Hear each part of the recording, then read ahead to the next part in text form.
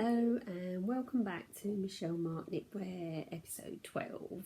Today I'm going to be talking about more fair old knitting and just letting you know where I am with some of my current projects and some of the new ones that I'm kind of, well, work in progress you could say, that I've kind of picked up again. Not sure if I'm completely happy with them, but you know, you have to try and complete things that you've started, or you just have to bin it. So I'm in two minds about one of my fair old projects at the moment. Anyway, I just want to let you know that today I'm wearing one of my favourite sweaters, which is a geometric zigzag design. This is the pattern, it's the best way, and I've used this pattern actually not just for the zigzag design, but I also love Houndstooth. So basically, if the tension's okay, you can actually use a pattern and just add whatever design you want to it in replacement of the zigzag. So I have knitted a couple where I've actually replaced the zigzag with a Houndstooth, which I love Houndstooth, by the way. It's just such an interesting design. So I have actually, sadly I don't have one in my own possession, I've sold them, but I do intend to knit myself another Houndstooth. Now this is quite a tight design, it's quite warm actually. It's unusual for me to be wearing olive green, but I do actually like all colours of the spectrum, and I do like earthy tones sometimes. So yes, this is an olive green. I never actually knitted a turban or a hat to go with it, and I'm not sure I've still got any of this yarn because I did knit this quite a few years ago. But one day, who knows, I might be able to dig it out of one of the crates we have in storage and have enough to knit myself a hat to go with this sweater. So let's get on to what I have been completing. So last time on episode 11 I talked about my fair old project, which is the best way, this one. Also you can find this project in the Susan Crawford, one of her Stitching Time books. This was actually given to me by my sister-in-law, the photocopy version.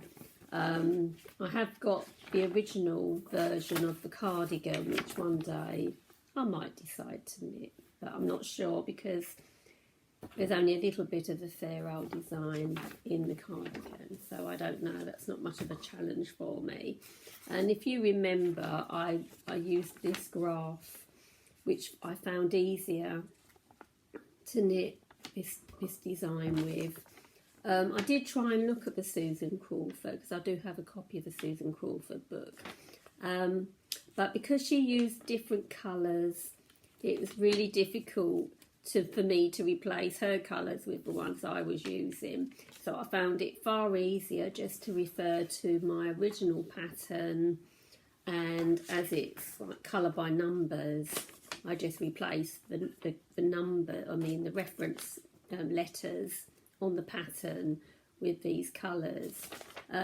So yeah, it takes quite a time to do that, but it works for me and I'm finding it much easier to knit that pattern. So last time, remember, I was knitting the back. Well, I finished the back now, so that's it. It's all a bit rolled, but it should fit me once it's all locked. Yes, I think that's going to fit me, so that's quite pleased with that. So that's the back. I've already knitted the two sleeves like I've mentioned before, and I've knitted them properly. As you can see, we've got the little room for the shoulder pad on the sleeve. So yeah, I haven't been pressed, so you can see they're a little bit creased. But so I've knitted the two sleeves, and I'm getting through the front already. So this is the front, so I've been quite busy knitting the front. So I'm quite looking forward to this, because once I've knitted the front, then it's just a case of sewing it all up. So yeah, I'm trying to be good and sewing my ends as I go along, obviously making sure that I haven't gone wrong. Well, last night we were watching, well, I was trying to watch one of the Indiana Jones films. Like my husband wanted it on. Not particularly keen, but it was a bit of entertainment. And I did actually go wrong on this. I actually dropped a stitch.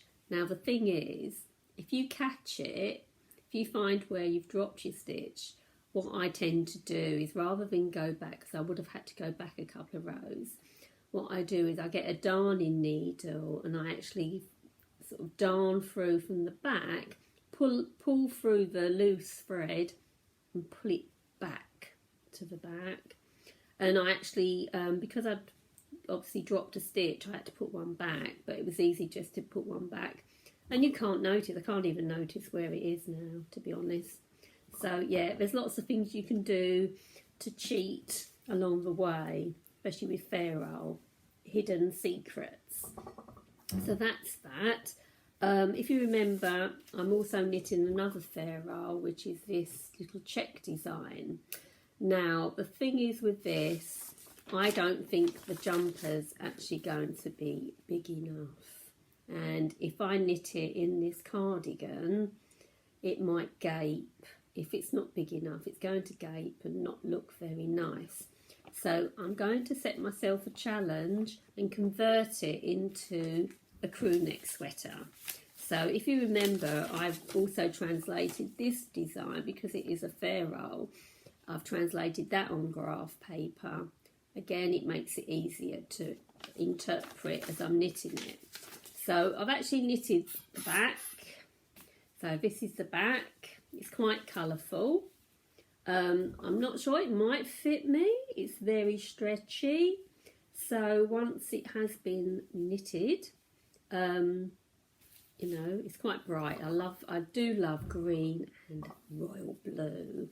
Emerald green and royal blue together. I think they're just so stunning. So yes, I'm hoping that once I've knitted the front, now I do need to do a bit of calculating because I've got to do another one of these, but I've got to do the neck, the round neck at the front. So wish me luck on that, because that is going to be a challenge and I can't afford to spoil it, because I do want to wear that and it's taking quite a long while to finish.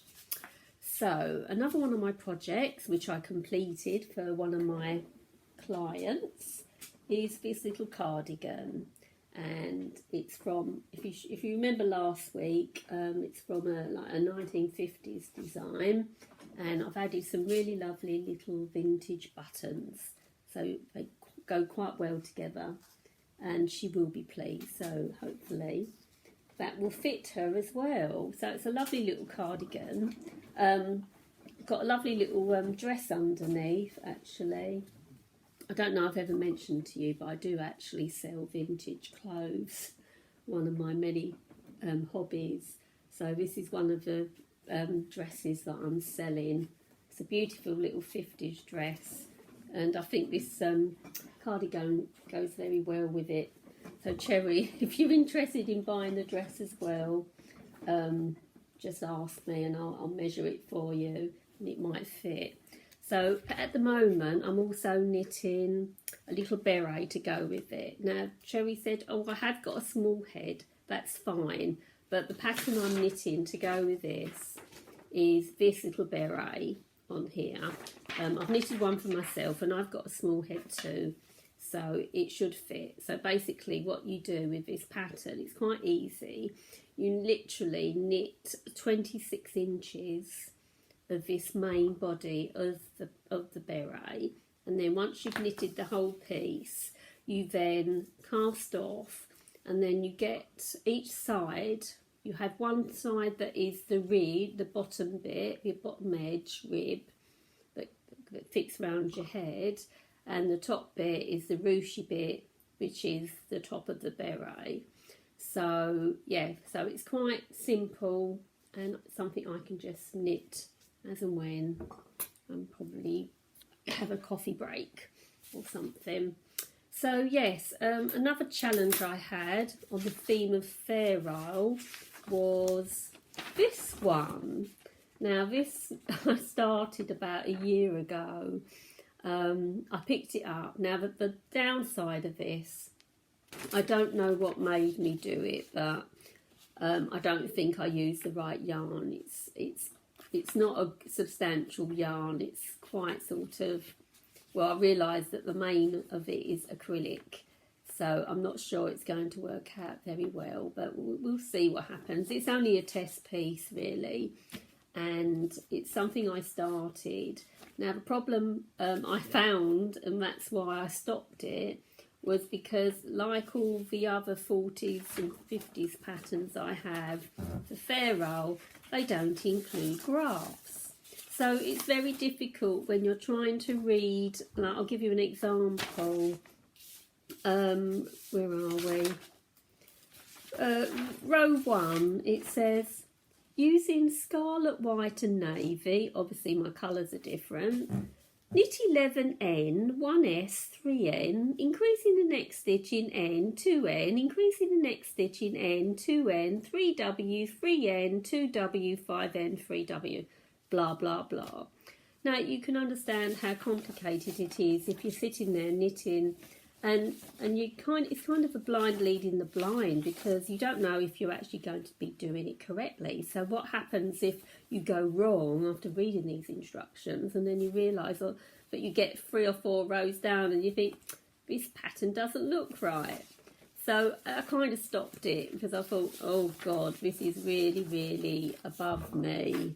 I'm not sure I can do this. So anyway, as I've actually been focusing on knitting graphs, this afternoon I took myself away from my housework, which wasn't easy, or it was easy to do because I hate housework, and I decided to knit the graph for the top bit. So it wasn't too bad, this bit underneath, but it's when you get to the reindeer part that it gets a bit complicated. So it's about 26 rows. So I've been doing this afternoon. So these are the colours I chose. So it's sort of a light grey background with a pink reindeer and black fir trees. So I'm quite pleased with how that's come out, and it's going to be far easier to follow this pattern than reading these numbers in this pattern. So if anyone else is finding it problematic, they've got some lovely patterns like 40s and 50s, but you're daunted by the instructions rather than a graph, then I recommend buying yourself a graph pad and doing exactly as I've done, and just plot it out on enough, if you've got enough rows. Obviously I ran out. I thought what I'm going to do is, with mine, it was easier to just literally, this is the whole front as per the instruction, so I had to join 2 bits together with sellotape, but it's going to be far easier doing those reindeer following this chart rather than looking on the numbers. So this is what I started. It's quite creased, and it is a bit wishy-washy. It started out as just a little project, a Christmas jumper for work. I'm not that happy with it. I'm not sure what I'm going to do yet. I mean, it seems a bit daft going through the whole lot and then not being happy with it. So I don't know. I mean, it's a jumper. It's quite flimsy. Maybe I'll knit it and just use it as a template. I don't know. It could be a jumper just to wear around the house. Who knows? But it's a shame, because it took me ages just to knit this. As you can imagine, it's 4-ply wool and small needles. It's on a size 10 needle, so it's really challenging. So yeah, you can imagine. It's not surprising that I actually put this away and left it. So who knows, that might even get left again at some point. I might pick it up again for the end of the year. Another book I've got that I thought you might be interested in. It's a bit of an 80s book, but it's called The Knit Kit. And it's I picked it up from a charity shop actually, and it probably cost me a couple of £. But it's really good. It's got all different things, how to like pattern techniques, design your own sweater. And yeah, I think it's a really fascinating book. So it's kind of one of those reference books that everyone wants to have. Actually, I found a really nice pattern for my husband at some point. I think that is quite nice, that nice little tank. So I might knit him that at some point. I do like the colours.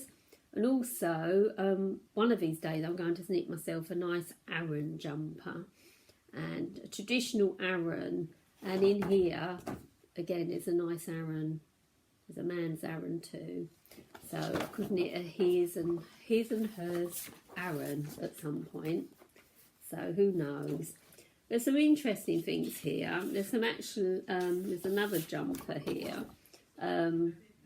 What I do like about it is... Sorry, I'm being interrupted now. I've got a pussycat that's coming in, so do apologise. Every now and again we get a bit of distraction, don't we? My little pussycat has just come in the door, probably wanting his supper. So anyway, I was talking about this one. I don't like the actual design, but it's got a graph on the back for some numbers. So it's quite handy to have a graph with some numbers on it and some letters. Because at some point it'd be nice to actually knit some little designs with your initials on it. Who knows? It's a bit sort of kitsch to have numbers on sweaters, but you don't know. Who knows?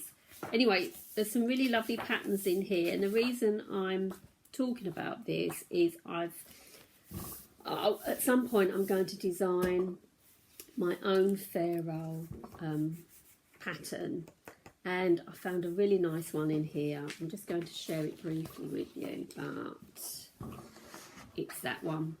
It's got anchors on it. Absolutely lovely. So I might plot that out. I've taken a photo of the little graph in here, so I'm going to blow it up so I can actually interpret it and translate it on some graph paper. So that's what I'm going to do. So lots of things in the way or on the way. I do have some plans to use up some of my wool. I've got some really lovely wool on the wool shelf. Actually, I want to share some wool that I'm wondering what to knit up with. So I love peacock blue. I don't know if you can see it properly, but it's some wool I bought years ago. It's 100% wool, so it'd be lovely for a ferrule project. It's botany crepe. There was a lot of crepe pure wool around in the 40s and 50s. Oh, look like little sheep design, isn't that cute? But yeah, so I went through a phase of buying lots of vintage wool on eBay, and it's quite handy. But I've got all this vintage wool, all these little balls of wool which are like 1 ounce, because they're so perfect for when you're knitting a ferrule project, when you need about 6 or 7 colours, and sometimes you might have to use some oddments. So I've got this, which I don't know what to knit it up with yet, but at some point I'm going to knit myself a nice peacock blue jumper or cardigan, or even a ferrule project. I don't know. I forgot to mention that what I might do when I've finished this one, I might knit myself a ferrule beret. Now what I'm going to do, I'll probably use a pattern that I've got from one of my pattern books, but what I intend to do is actually use, instead of using what's on the pattern, if it works out, I'm going to use that so it really matches the sweater once I've knitted that beret. So yeah, I think I've got enough wool to use that, so there you go. So I think that's about it for today. I hope you enjoyed it. If you want to see what I'm selling on my Etsy site, just go to etsy.com, and my shop is called Michele Marck Knitwear. I don't have an awful lot of designs on there because obviously I've been quite busy knitting knitting for my husband and for myself and for one of my most popular and favourite clients. She's so sweet. And, you know, when people appreciate your work, then, you know, I'm quite happy to knit for them. Although I don't normally knit to order. But, you know, when you sort of work well with somebody, then you're happy to help them out. And I know she wants some cardigans. I do have a few different cardigan patterns, so I need to dig a few more out. This is obviously a double knit pattern, so it sort of knits up simply. And as I mentioned on one of the previous shows, the challenge with knitting this design is that it's a lot of increasing and decreasing as you go through each row.